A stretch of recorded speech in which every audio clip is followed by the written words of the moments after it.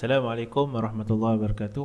Okey, pada kali ini saya akan berkongsi berkenaan dengan macam mana kita nak menggunakan Altiboard. Altiboard adalah satu software yang kita nak buat PCB. Jadi bila biasanya kita guna multisim ni kita nak analisis circuit, tapi kita boleh gunakan litar yang daripada multisim, kita pindah ke Altiboard yang digunakan untuk kita nak generate litar PCB. Baik. Kita mulakan dengan kita lakar dia punya, kita buat litar dia gunakan multisim. Saya akan buat litar yang biasa, simple saja. So kita akan buat litar yang simple saja. Kita ada satu power supply, kita ada, jangan lupa ground jangan lupa ground. Lepas tu kita ambil satu perintang, resistor. Kita ada satu LED. LED ni dia diode mana diode? Okey, dekat diode LED kita ambil je kat sini dan kita ambil satu switch switch ni dekat all group SW switch. Mana switch? SW. Biasa. Baik. Dan kita sambungkan. Okey, ni litar contoh lah, sebab kita nak belajar macam mana kita nak sambung ke Altiboard. Tapi kita buat ni. So bila kita play litar biasa, tengok dia ada nyala lah. Jadi litar ni okey. Baik. Bila kita dekat sini dia ada, kita nampak perbezaan. Ini warna dia warna biru, ini warna biru, yang ni warna hitam. Okey, kita tengok bila kita tukar ke dalam Altiboard, ada beberapa benda yang kita kena main peranan. Itu kita kena take note. So kita tengok adakah kesemua komponen akan dibawa ataupun tidak. Baik. Seterusnya bila kat sini kita tekan je transfer. Lepas tu transfer to Altiboard. Maksudnya kat sini kita nak pindahkan litar yang kita lakar kat sini, litar skematik ni ke dalam Altiboard ataupun kita punya board PCB. Transfer to Altiboard, 14.2 lah. Yang ni saya punya version. Baik, sebelum tu jangan lupa bahawa kita kena save dulu. Saya buat satu.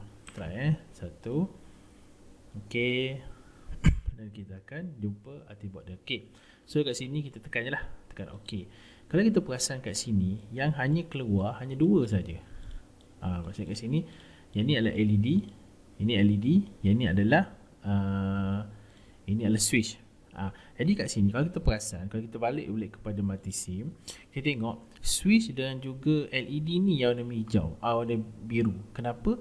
Kerana kalau kita kat sini, LED yang komponen warna biru ini akan ada dia punya package. Kalau kita tekan sini, kita tengok kat sini dia ada package ataupun dia boleh ditukar ke dalam bentuk PCB. Jadi kita tak nak benda ni. Kita nak kesemua komponen yang kita buat kat sini mesti pertamanya kena berwarna biru ataupun warna hijau. Kerana kalau tak ada warna biru ataupun hijau, dia tidak boleh dipindahkan ke dalam litar PCB. Itu jelas. Okey, baik. Macam mana kita nak buat? Kita double klik dekat perintang ataupun komponen yang warna hitam ni. Kita double klik. Dan kita ingat kita replace. Maksudnya kita tukar. Ni contohlah. Jadi kita replace saja. Kita replace kepada, kalau kita pasang kat sini bila saya tekan perintah ni 1K, nilai dia ada kat sini package manufacturer type. Saya mula-mula tekan kat sini no package. Bila no package ni adalah di mana komponen ni dia tidak berada dalam database ataupun dalam library PCB. So kita kena pilih yang mana-mana, tak kisah mana-mana pun tak apa. So saya pilih je mana IPC ni yang ada nilai ataupun ada dia punya nama ni, kita tekan je apa-apa, tak masalah. So kita tukar, so kita replace. Bila kita replace, dia akan tukar berwarna biru. Jadi kat sini ini tak apalah, ground tak ada masalah. So yang seterusnya adalah kita punya power source. Okay, power source ni pun warna hitam. So kita tukar ke dalam yang berwarna biru. Gini ingat, setiap benda komponen yang kita nak masukkan ke dalam litar PCB, kita kena pastikan mesti dia berwarna biru. Sebab apa? Dia ada package. So saya double klik dan saya tukar. Okey, dekat sini kalau kita dekat dekat power supply ni, power source, dia tidak ada pun yang dia punya package. So kita kena tukar kepada dia, untuk power source saja kita tukar kepada connector. Baik, kita pilih connector. Kat sini kita ambil je ni database group ni, kita pergi kepada connector, sambungan. Baik, kat sini dia ada macam-macam connector lah. Ada, kalau kita perasan sini function dia macam-macam. So kita dekat dia ada satu untuk yang khas untuk bateri. Kalau kita tengok kat sini dia 2462. Kita tengok kat sini, yang pertama dia inilah, ni simbol bateri ataupun DC power. Kita tengok function dia adalah AA battery holder and connector, 2 sel. Maksudnya kalau kat sini dia, kita boleh masukkan 2 sel lah, ataupun 2 bateri. Kalau 2466 ni 1 sel je. Kalau 2468 ni 2 sel juga, dia berbeza sikit lah. 2477 ada 4, tak ada masalah, kita pilih. So saya cadangkan saya nak pilih yang 2 sel. So kita pilih sini. So dia hijau power. Bila kita tekan di sini, dia ada dia punya package manufacturing punya nama ataupun nama. So tak masalah, kita pilih. So kita tekan OK. So dia akan bertukar berwarna hijau. So kita sambung balik semula ke dalam yang kita punya litar. Baik, seterusnya bila kita play, dia takkan ada apa-apa warna. Sebab apa? Sebab kat sini dia tidak ada nilai. So tak apa, tak ada masalah. Kita nak fokuskan kepada kita punya PCB. So kita transfer balik. Maksudnya kat sini, kalau kita tengok kat sini, kita nampak bahawa kesemuanya ada warna hijau dan juga warna biru. So okey, insyaAllah bahawa kita boleh dah buat litar PCB kita. So, kita transfer to RT-board. Disebabkan bahawa ini litar baru, kita kena save. So tak apa, saya jadikan dia nombor 2 sebab tu nombor 1, ini nombor 2. Saya save dia. Jadi kita keperasan kat sini, kesemuanya ada dah dimasukkan di dalam litar PCB. So warna kuning ni adalah di mana litar dia punya board lah, ni besar dia board. Jadi kita kena masukkan kita punya komponen ni ke dalam litar. Kalau perasan, kalau kat sini dia ada warna kuning. Saya besarkan sikit dia ada warna kuning. Dia ada ini dia punya komponen lah. Jadi warna kuning ni dia punya sambungan.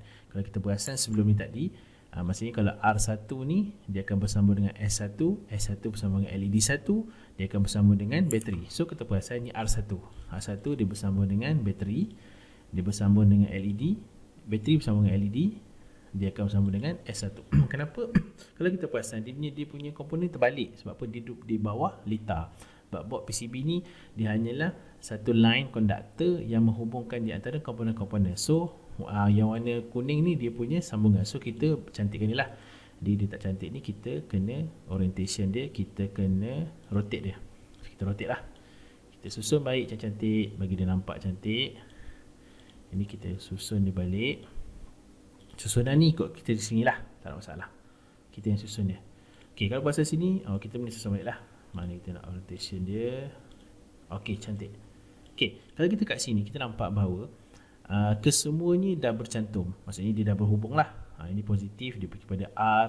Kita pasang tadi Kalau positif, dia pergi pada R1. Negatif, dia pergi kepada LED. So negatif, dia pergi pada LED. So macam kita nak sambung, kat sini dia belum sambung.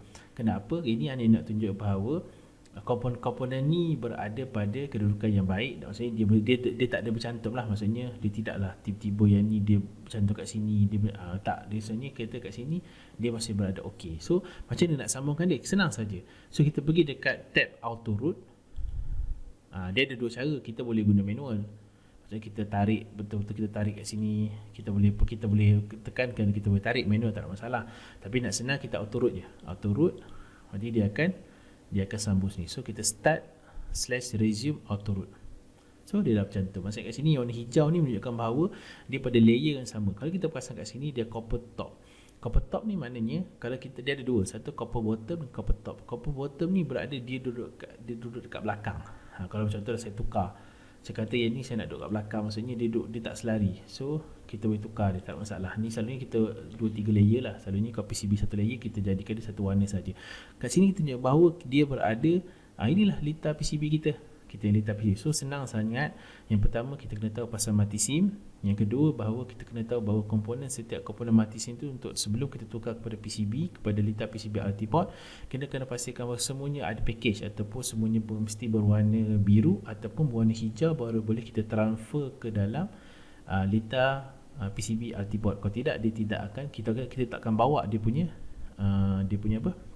dia punya komponen ataupun ke dalam PCB. So kita tak boleh buat PCB. Itu sahaja. Semoga perkongsian ini memberi manfaat kepada semua. Itu sahaja untuk kali ini. Kita akan pergi kepada video akan datang. Assalamualaikum warahmatullahi wabarakatuh. Bye.